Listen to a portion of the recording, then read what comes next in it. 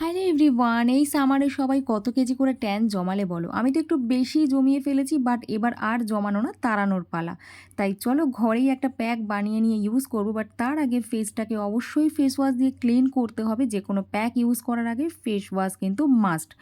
কী দিয়ে প্যাকটা রেডি করেছি সে কথায় আমি পরে আসছি, বাট তোমরা কালকেই ইউটিউব লাইভে এসে বলছিলে দিদি স্কিন কেয়ার দেখতে চাই, তো আজকে ভাবলাম তোমাদের সাথে শেয়ার করি।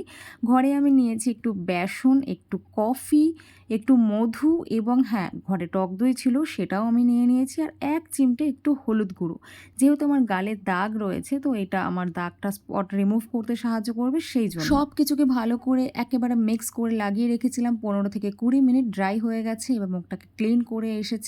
এখন আমি মুখে কিচ্ছু ইউজ করব না, শুধু একটুখানি টোনার ইউজ করব, কেননা রাত্রিবেলা আমি স্কিন কেয়ারটা করছিলাম, একটু পরেই নাইট ক্রিম একটু লাগাতেই হবে।